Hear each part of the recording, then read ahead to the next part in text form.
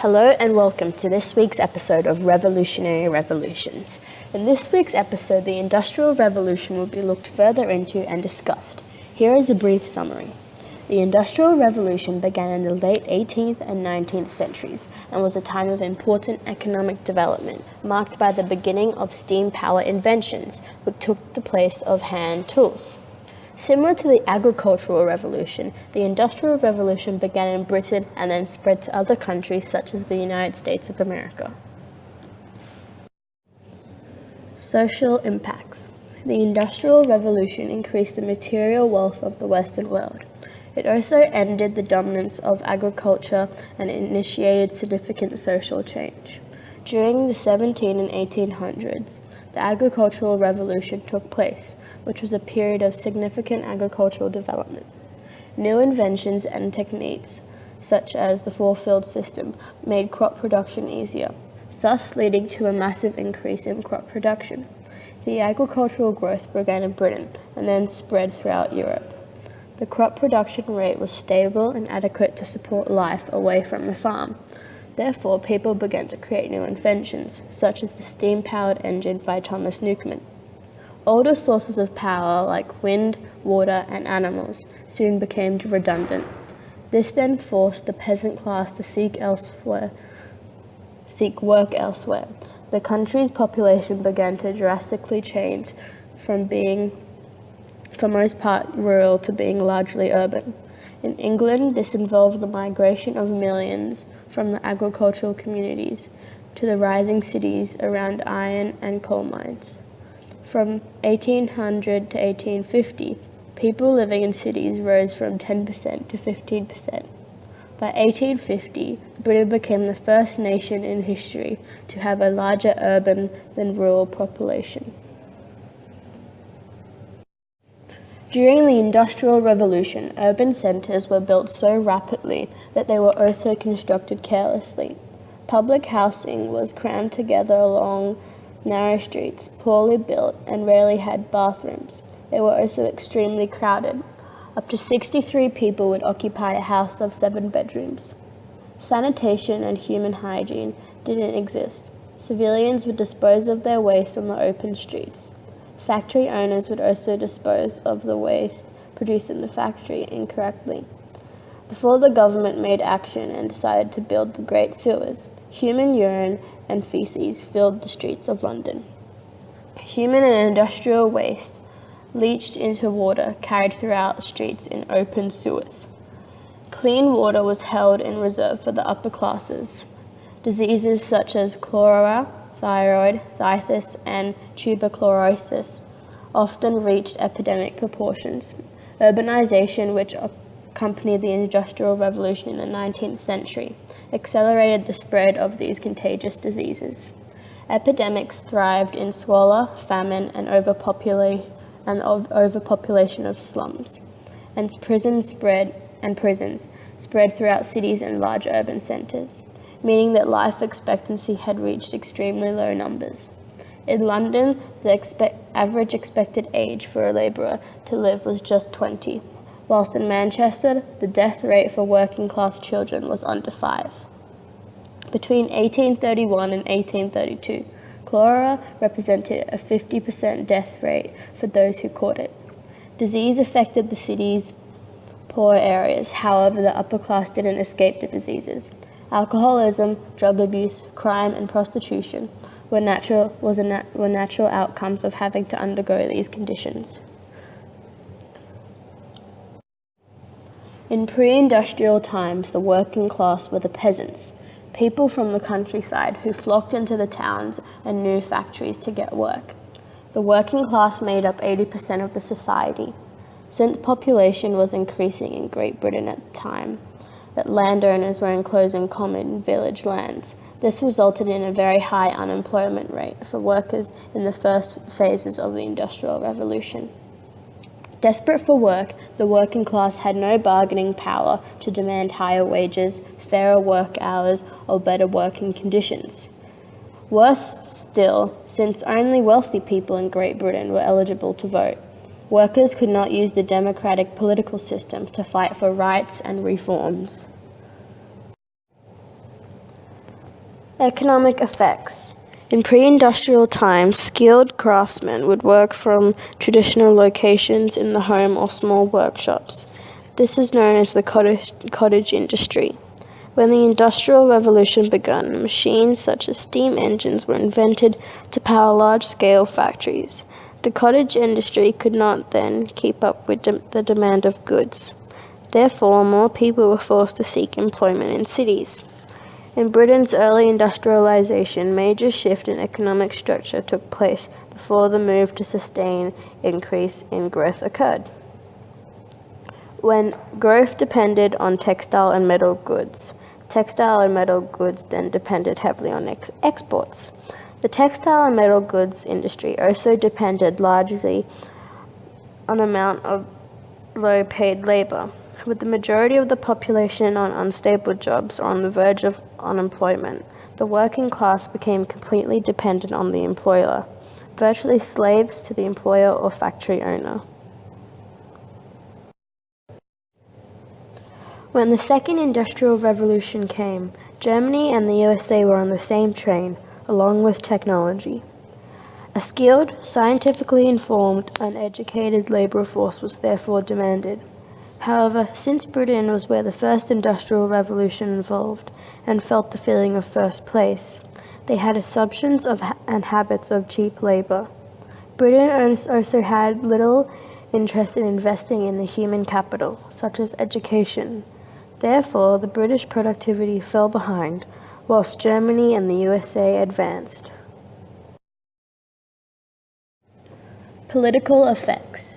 The British Parliament in the early 1800s was a far different institution than it has become.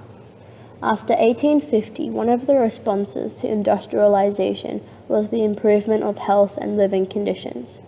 It became clear to factory owners and the government that the foundation of the factory system and the workers would eventually collapse if conditions remained really abusive. In the early 19th century, it was begun to be noticed that there was a deadly cholera epidemic that was spreading throughout highly concentrated urban centres where it was unsanitary. Therefore, Parliament took action. The Parliament's response was the Public Health Act, which was enacted in 1875. This forced all towns to pave and clean streets and appoint medical officers. In the later half of the 19th century, urban conditions started to improve. Discoveries were made on how to purify and uncontaminate water, building of sewers, cleaning of streets, improvement on personal hygiene with the addition of public bathhouses and wash houses, and soup kitchens were built to feed the hungry. In 1832, the Reform Act took place. Before 1832, only British landowners could vote for representatives in Parliament. However, industrialists became richer. They demanded representation. These were similar to the bourgeoisie class from the French Revolution. The Reform Act therefore allowed industrial centres to elect their own members of Parliament. In the same year, a committee was established in order to gain evidence of child labour in factories and mines. Former child workers were called to testify their experiences. Thus, in 1833, Althorp's Act was passed. This banned the employment of children younger than 9 and limited work hours to 9 hours. Children aged 13 to 18, the limit was 12 hours, and all children were forbidden to work during the night. In the 1840s, the Factories Act took place. The hours were even stricter for women and children. They mandated school attendance, and mines were forbidden to employ women and children altogether. Unemployment was high. Thus, the homeless population increased. Therefore, with harsh laws and the police department established in 1820, crime rate grew rapidly.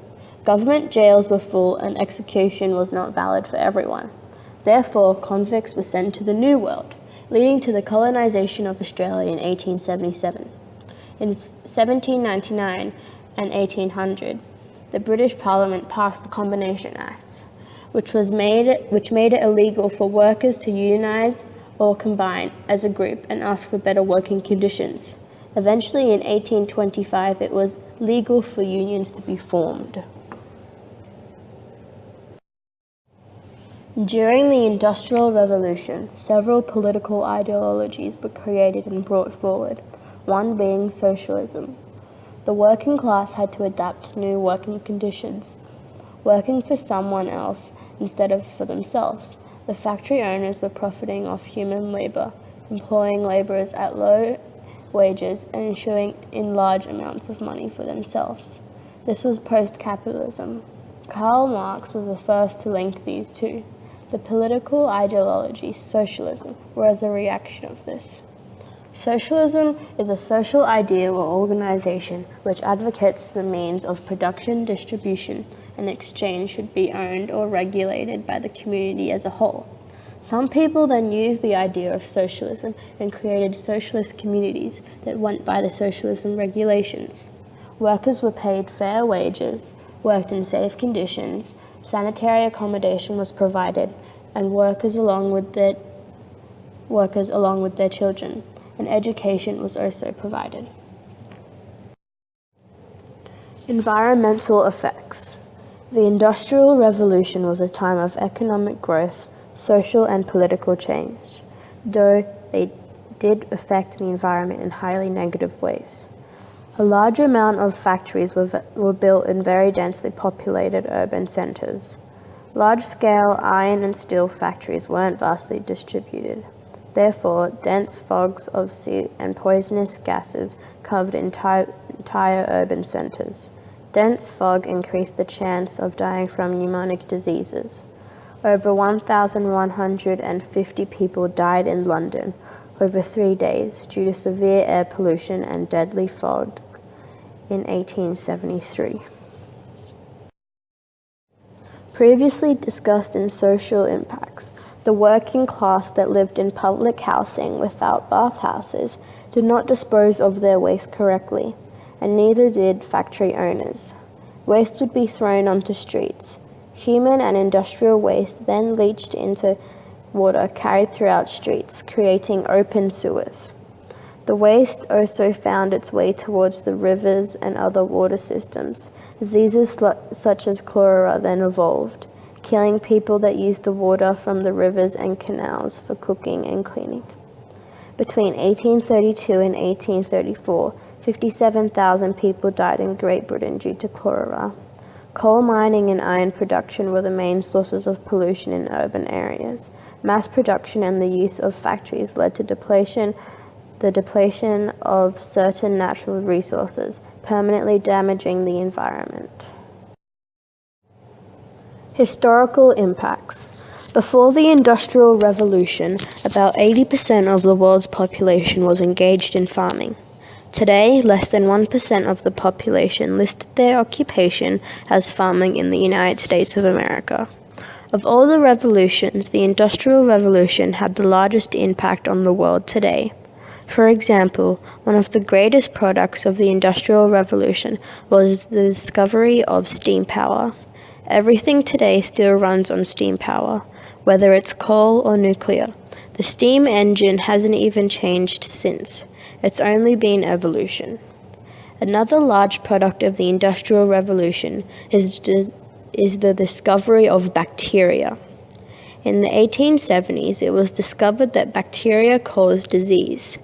This then led to Louis Pasteur's germ theory. The germ theory was an idea that germs could cause disease. This really shifted the public health movement as well as the sanitation movement in society. A German physician, Robert Koch, also was able to isolate specific types of bacteria as causes of specific diseases. This all came to be known as the Bacteria Revolution. The Bacteria Revolution and the discovery of modern medicine will be further discussed in next week's episode of Revolutionary Revolutions.